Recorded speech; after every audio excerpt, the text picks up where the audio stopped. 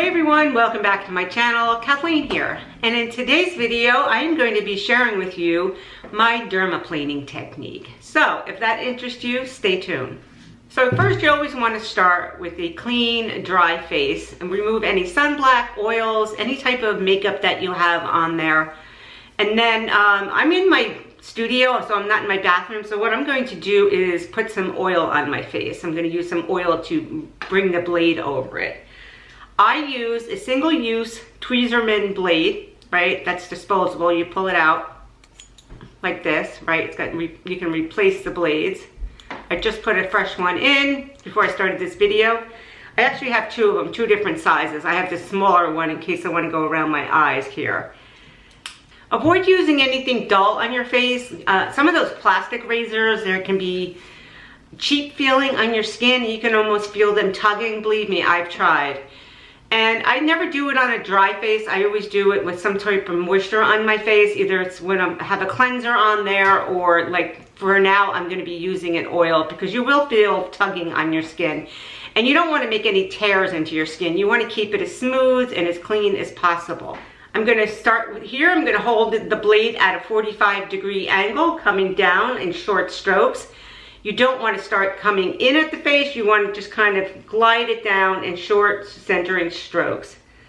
Avoid any sensitive areas. So like if you have a breakout somewhere, or if you have like a raised piece of skin for whatever, a mole or anything like that, avoid going over that with the blade.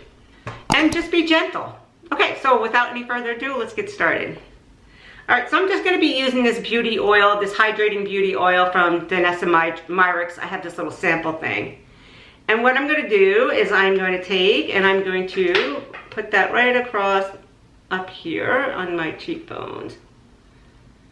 And let that come down on my face, just so it stays hydrated.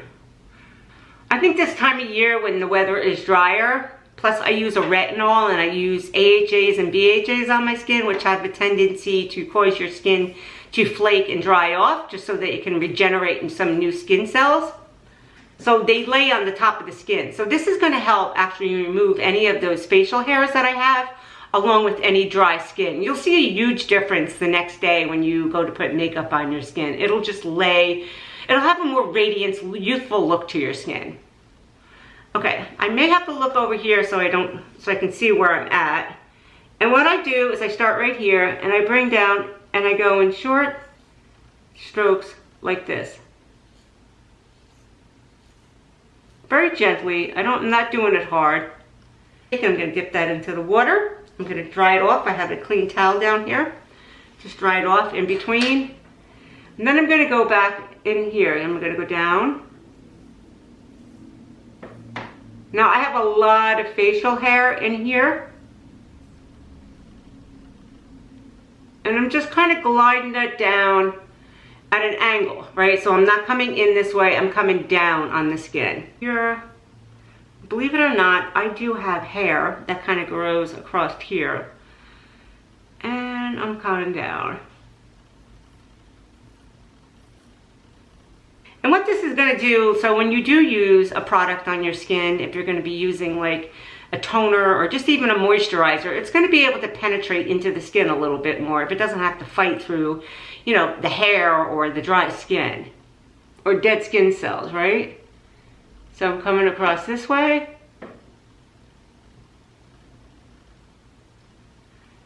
Dry it. So that's pretty much the one side. I am going to go, so because I do use retinol and I do AHAs and BHAs on my skin, and my skin does get dry, I'm going to go in there and I'm going to try to remove some of those dead skin cells that are just laying on the surface of my skin. And how I would do that is I would go back in there with some oil. And if you ever do this on your dry skin, you will definitely see it coming off much more than you would when your skin is wet.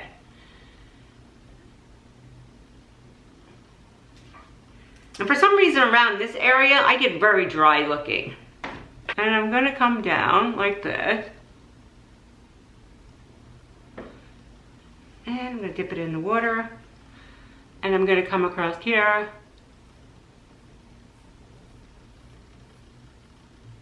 You can see I'm going very gently on the skin. I'm not going, you know, in at it hard. And you can overlap. You know, you don't have to be too worried about that. You just really have to be worried about using a dull blade and being too harsh on your skin. Comment below, let me know if you've ever done this before, what your results were like.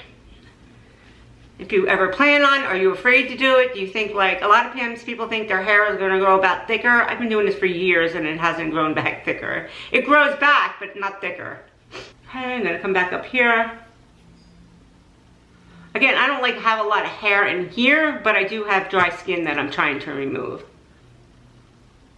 And I have yet to cut myself with one of these either, so. Okay, I'm gonna go right across my jawline here. But you get the idea, as long as you take like short little strokes like that and you're not going at it too hard. Okay, I am gonna do my forehead because I do, again, I have dry skin up there I wanna remove. And then afterwards, all right, let me get this up here. Okay, I have that on there. Again, I'm just gonna come up here and look, that's the one with the blade on it. I didn't even use that one, that's the smaller one.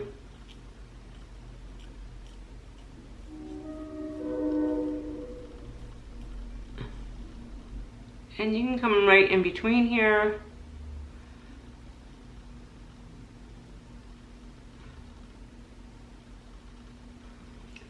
And you can go right up to your eyebrow. Just be careful when you go around the eyebrow. You don't want to take any part of your eyebrow off.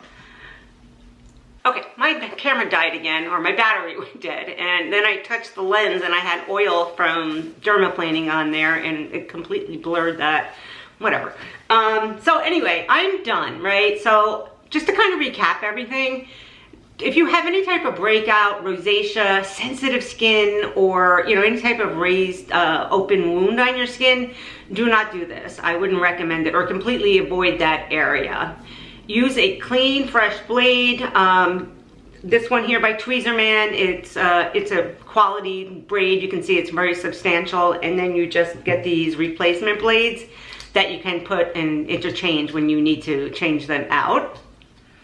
Afterwards, like I still have this oil on my skin, I'm going to go in and I'm going to be using this Roche-Posay. This is the Double Repair Face Moisturizer. So this has niacinamide in it and also has ceramides in it. And it's going to be a very inclusive moisturizer. And it's going to be very soothing on the skin. There's no active ingredients in it. So it's not going to make my skin feel like it's burning or feel any type of sensation on it. So you just want to be careful afterwards that you don't put anything too harsh on your skin. How often can you dermaplane? You can do it like every 3 to 4 weeks. Just be gentle, right? And make sure afterwards you use a sunscreen. So already I can tell you my skin feels so soft, like baby soft already. Dermaplane, or do you plan on dermaplaning? Please let us know in the comments below. Thanks everyone. Oh, and one last thing. Don't forget that my holiday giveaway is going to be drawn on December 23rd. At noon. I am going to be giving away this Nira Pro Lazer with these 2 creams, as well as I have a shower head, some jewelry, and a box of wine. And all you need to do is fill out the entry form on this video because it's coming up right here. All right, guys. Thank you. Bye-bye.